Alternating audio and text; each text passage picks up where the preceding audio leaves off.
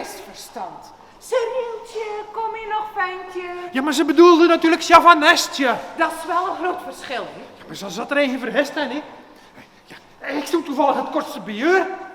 Ik zal het haar eens vragen. Ah, wel, dat is een goed idee. Dus ja, ik ga ze direct gaan roepen. Godverdamme, ligt er hier weer aan zo'n gigantische berg. Wat denk je? Kan ik in deze outfit het huis van God betreden? Als je het huis van plezier ervan wil maken. Hoezo? Staan me daar jaren te denken? Nee. Je borsten staan te ver naar voren. En je denkt dat van God zo niet binnen mag? Ah, van God wel. En van de nonnen niet? Of Van degenen die ervan houden. Ik ben Richard van de Vijver en ik heb de eer om regisseur te mogen zijn van de Plattelanders. Dit jaar spelen we Foufou.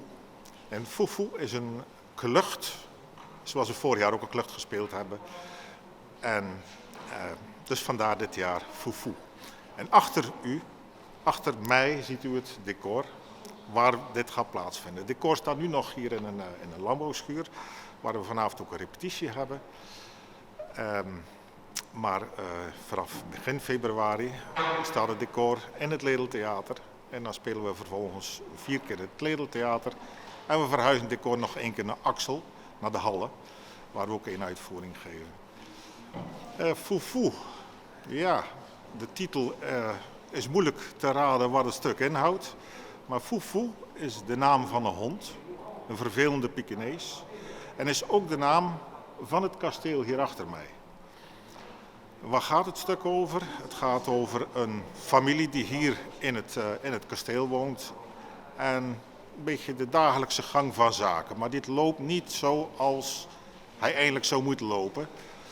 Ja, er zitten flink wat verwarringen in, zoals het eigenlijk gebruikelijk is met een klucht. En veel hilarische en lachmomenten. Dus wat dat betreft, ja, zou ik zeggen, kom allemaal kijken, want het is echt fantastisch gewoon.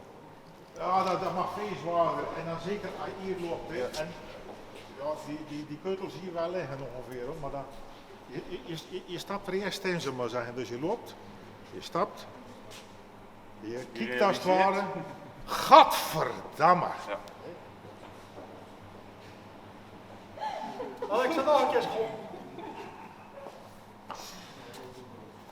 Komt nog gelijk nog eens over gaan we dat. Oh ja, ik wil het nog een keer hoor. Maar... Ramos! Rottelt! Hij had al goed gesloten. Af, zeg ik. Foufou, die beweegt niet meer. Had het ze nog?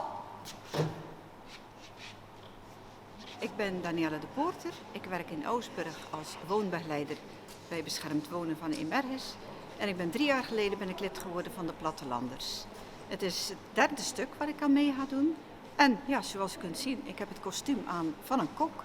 Ik ben een Oostenrijkse kokkin en ik ben uitgenodigd op het kasteel om een keer een diner te verzorgen. En toen ben ik aangenomen als de kokkin. Het zijn hele leuke repetities. We lachen heel wat af, want zoals u dan begrijpt, het is een blijspel. En mensen willen graag een avondje uit. En wij doen heel erg ons best met maandenlang 2 keer in de week te repeteren. En dan willen wij heel graag dat de mensen een hele leuke avond uit hebben. En daarom bereiden wij een heel mooi toneelstuk voor. Door 2 keer in de week te repeteren en ook tijdens die repetitie. Echt waar, dames en heren, we hebben de grootste lol. Dus ik verzeker u, als u komt kijken, u lacht een hele avond.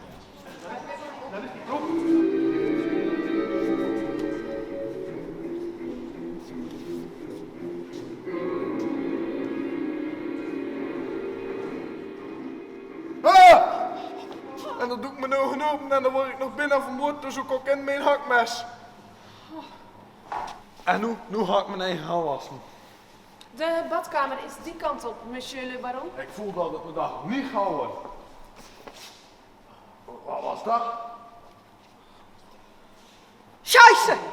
Kom eens hier, jij. Heel Annie, Louise kan hier elk moment binnenkomen. Oh ja, dat zou gênant zijn, hè? Ja, al even gênant. Als je grote entree vannacht.